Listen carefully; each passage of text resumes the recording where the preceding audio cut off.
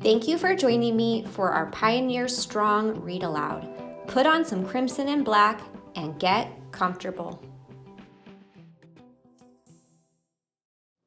Hey second graders, welcome to another Friday Read Aloud. I'm Mrs. Dobos and I'm here to read you a story. Our Friday Read Aloud theme is Pioneer Strong. So I have my Pioneer Strong t-shirt on, and our book will have some things to do with showing strength. Now, strength is just more than how strong you are physically, like how much you can carry or how many push-ups you can do. You can also show mental strength. For example, when I run a marathon, yes, I do have to be physically strong to complete it, but I also have to be strong mentally. I have to push through when I'm uncomfortable or tired. I have to keep going.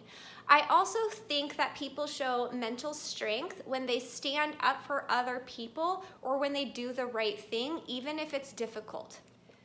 The story I have for you today is called The Invisible Boy, and the author is Trudy Ludwig, and the illustrator is Patrice Barton. Can you see Brian, the invisible boy? Even Mrs. Carlotti has trouble noticing him in her classroom. She's too busy dealing with Nathan and Sophie.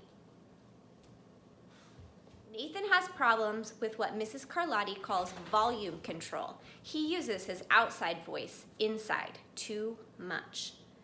Sophie whines and complains when she doesn't get her way. Nathan and Sophie take up a lot of space. Brian doesn't. When the bell rings for recess, Micah and JT take turns choosing kids for their kickball teams.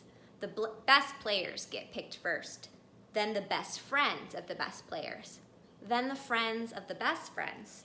Only Brian is left, still waiting and hoping. JT glances in Brian's direction and just as quickly looks away. "We've got enough players for each team," he tells the others. "Let's play ball." There's invisible Brian.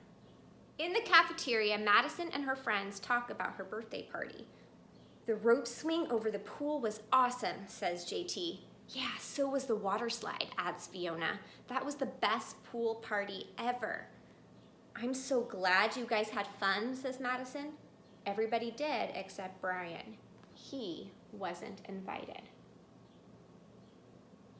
At choosing time, while the other kids play board games and read, Brian sits at his table doing what he loves to do best. He draws fire-breathing dragons scaling tall buildings, space aliens locked in intergalactic battles, greedy pirates digging for treasure, and superheroes with the power to make friends wherever they go.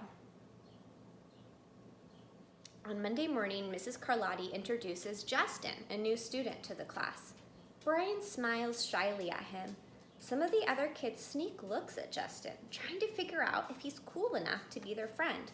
They haven't quite made up their minds yet.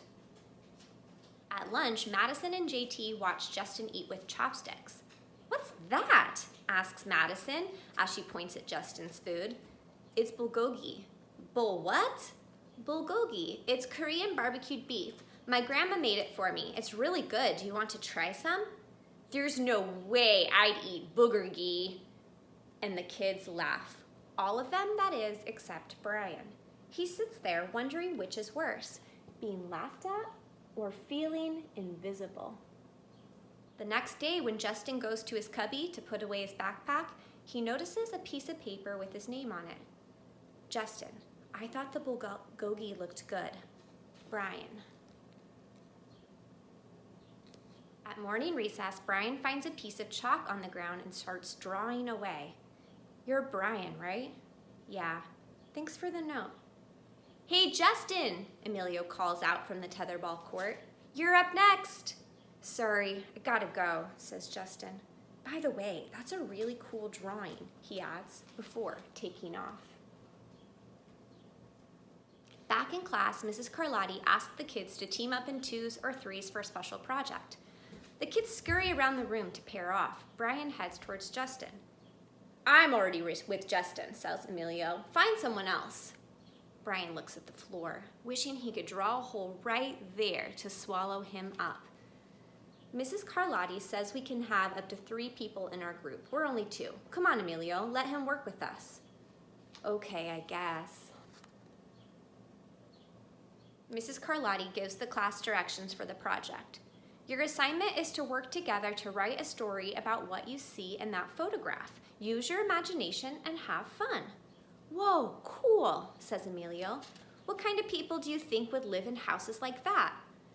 I don't know, but I bet Brian could draw them to go with our story, says Justin. Brian smiles as he takes out his lucky pen.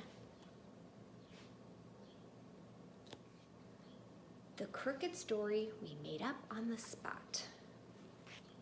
And there they are together, working on their story. It's lunchtime again, Brian's least favorite part of the day. Another 20 long minutes of kids talking and laughing with everyone else but him.